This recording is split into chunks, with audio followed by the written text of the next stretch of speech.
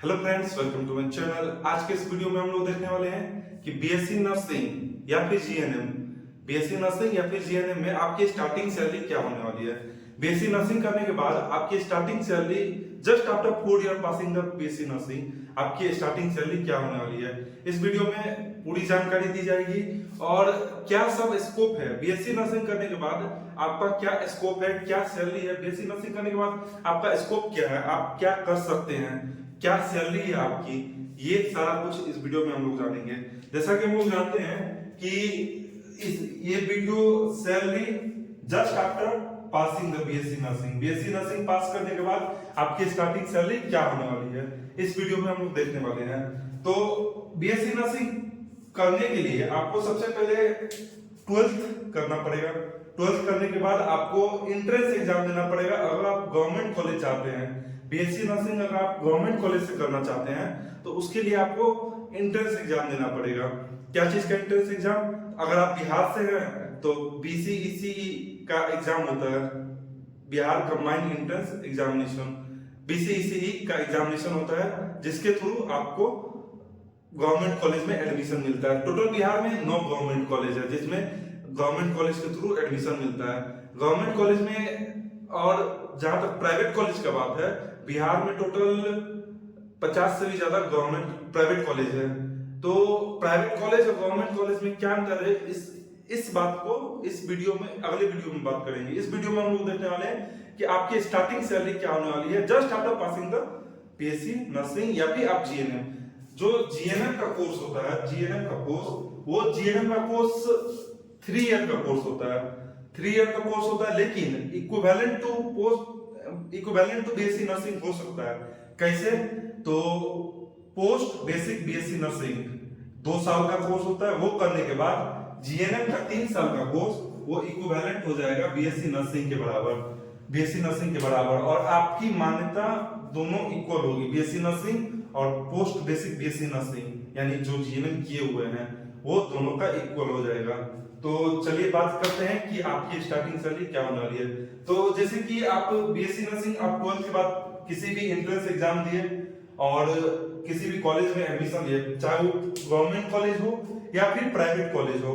Government college जो BSc nursing का है, जो प्राइवेट कॉलेज बीएससी नर्सिंग का है, 4 ईयर का ये बीएससी नर्सिंग कोर्स है, 4 साल का बीएससी नर्सिंग का कोर्स है, 4 साल का बीएससी नर्सिंग का कोर्स है।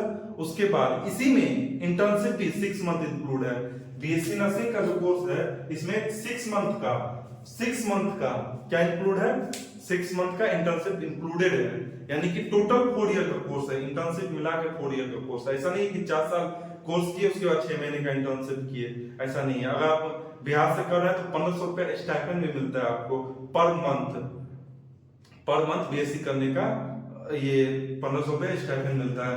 तो बात करते हैं बीएससी नर्सिंग करने के बाद आपको प्राइवेट 2-3 ऑप्शन मिलेंगे। आपको क्या सब मिलेंगे? या तो आप गवर्नमेंट जॉब ले सकते हैं, या फिर प्राइवेट, या फिर आप फर्दर स्टडी कर सकते हैं। 3 काम कर सकते हैं। क्या सब कर सकते हैं? पहला गवर्नमेंट जॉब, दूसरा प्राइवेट, तीसरा फर्दर स्टडी।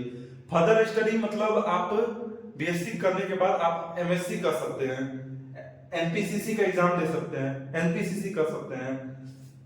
तो अब बात करते हैं कि प्राइवेट में इसका क्या स्टार्टिंग सैलरी रहेगा।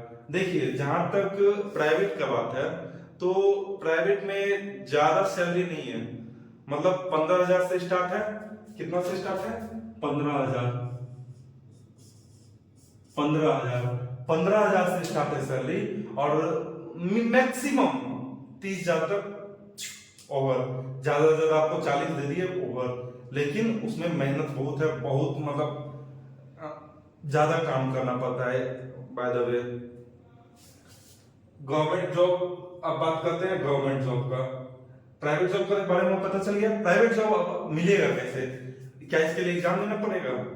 नहीं, इसके लिए एग्जाम नहीं देना पड़ेगा। इसके लिए सिर्फ और सिर्फ आपको किसी भी हॉस्पिटल में जाना है या फिर कॉलेज में जाना है, वहां पे आपको इंटरव्यू देना है, इंटरव्यू के बेसिस पे आपका सिलेक्शन हो जाएगा। मतलब इसमें कोई भी किसी भी तरह का एंट्रेंस एग्जाम नहीं देना पड़ेगा, सिर्फ इंटरव्यू के बेसिस पे आपका एग्जाम हो जाएगा। तो लेकिन इसका सैलरी जो है बहुत कम होगा, 15 से 30,000 बस। तो आप बोलिएगा कि बस बीएससी नर्सिंग में इतना ही सैलरी है? नहीं, बीएससी नर्सिंग में और सैलरी है, बहुत सैलरी है। आइए बात करते हैं गवर्नमेंट जॉब का। अब गवर्नमेंट जॉब का बात करते हैं तो गवर्नमेंट जॉब के लिए आपको एंट्रेंस एग्जाम देना पड़ेगा। गवर्नमेंट जॉब आपको लेने के लिए, किसी भी गवर्नमेंट जॉब को लेने के लिए, बीएससी नर्सिंग का आपको गवर्नमेंट जॉब के लिए एंट्रेंस एग्जाम देना पड़ेगा। अब आप बताते हैं कि आपको स्कोप क्या क्या है, आप क्या क्या चीज में, क्या क्या चीज का एग्जाम दे सकते हैं और उसका सैलरी क्या होगा। चलिए आइए इस पे बात करते हैं। तो गवर्नमेंट जॉब में नॉर्सेट का एग्जाम दे सकते हैं, सीएचओ का एग्जाम दे सकते हैं, community health officer. Community health officer एक समझिए कि डॉक्टर की तरह इज्जत मिलेगा, फुल इज्जत, ठीक है।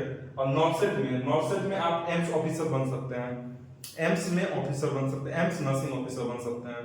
तो अब बात करते हैं कि नॉर्सेट का एग्जाम क्लियर करने के बाद आपकी स्टार्टिंग सैलरी क्या होने वाली है। तो जहां तक बात करें, नॉर्सेट के एग्जाम क्लियर करने के बाद आपकी स्टार्टिंग सैलरी होने वाली है 40,000 से शुरू होने वाली है और 1.5 से 2 लाख तक आपका स्टार्टिंग सैलरी, मतलब सैलरी जा सकता है। ग्रेड लेवल पे होता है, इसके हर ग्रेड पे इसका पेमेंट अलग अलग होता है, इस टाइप से इसका पेमेंट होता है। सीएचओ का स्टार्टिंग सैलरी क्या होने वाला है। सीएचओ का एग्जाम अगर आप क्लियर कर लेते हैं, एंट्रेंस एग्जाम अगर क्लियर कर लेते हैं तो उसका स्टार्टिंग सैलरी ही 40,000 है और 56,000 तक है। बस इसमें ज्यादा स्कोप नहीं है, बस मतलब पेमेंट 40 से 56 है, लेकिन गवर्नमेंट जॉब है। लेकिन एक डिमेरिट है इसमें सीएचओ में ये है कि ये एक 3 ईयर का कॉन्ट्रैक्ट बेसिस पे जॉब है, मतलब ये 3 साल का ट्रायल बेसिस पे जॉब है। किसी किसी स्टेट में शायद परमानेंट किया गया है, अभी बिहार में परमानेंट नहीं है। परमानेंट होने के बाद इसकी स्टार्टिंग सैलरी पहुंच जाएगी सीधे सीधे आपको 50 से 60,000 तक, उससे ज्यादा। सीएचओ का आप बीएचओ का एंट्रेंस एग्जाम दे सकते हैं, डीएसएस भी दिल्ली में एग्जाम होता है, दिल्ली का, उसमें आप दे सकते हैं, जिपमा दे सकते हैं, ईएसआईसी का दे सकते हैं, रेलवे में दे सकते हैं और मिलिट्री नर्सिंग में दे सकते हैं, एमएसएन मिलिट्री नर्सिंग सर्विस। अब मिलिट्री नर्सिंग सर्विस के बारे में आपको बात करते हैं। जो मिलिट्री नर्सिंग सर्विस है ये सिर्फ गर्ल्स के लिए है, मिलिट्री नर्सिंग सर्विस ये सिर्फ और सिर्फ गर्ल्स के लिए। अब आप पूछेंगे ऐसा क्यों, तो ऐसा ही है। नॉर्सेट में 80:20 रेशियो का रिजर्वेशन होता है, 80% रिजर्वेशन होता है गर्ल्स के लिए, 20% रिजर्वेशन बॉयज के लिए। जो एंट्रेंस एग्जाम होता है, जो जॉब मिलता है, तो 80% रिजर्वेशन मिलता है। किस 80% रिजर्वेशन है गर्ल्स के लिए, 20% रिजर्वेशन बॉयज के लिए।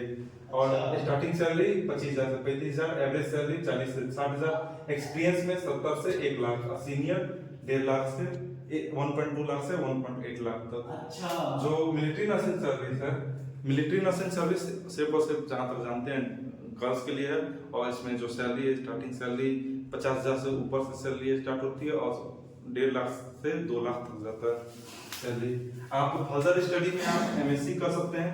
एमएससी करने के बाद आपको प्रोफेसर या फिर ट्यूटर का जॉब लग सकता है, प्रोफेसर या ट्यूटर बन सकते हैं। एमएससी करने के लिए, एमएससी आप एक 1 ईयर का एक्सपीरियंस खोजता है कि 1 साल बाद आप एमएससी कर सकते हैं। अब 1 साल आपको प्राइवेट जॉब करना पड़ेगा या फिर ये गवर्नमेंट जॉब। लेकिन जो एमएससी आप एम्स से करिएगा तो उसमें एक्सपीरियंस 1 साल का नहीं खोजता है, उसके लिए आपको एम्स का अलग से एग्जाम क्लियर करना पड़ेगा, तब जाके आपको एमएससी में।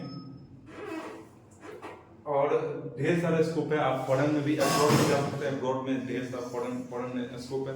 फॉरेन में सैलरी नर्सिंग की बहुत ज्यादा है, डिमांड भी बहुत ज्यादा है। अभी फिलहाल जो डिमांड है वो बिहार में है और बहुत ही ज्यादा है। तो धन्यवाद। अगर आपने इस चैनल को लाइक नहीं किया, सब्सक्राइब नहीं किया तो सब्सक्राइब करें, हमारे यूट्यूब चैनल को सपोर्ट करें। धन्यवाद।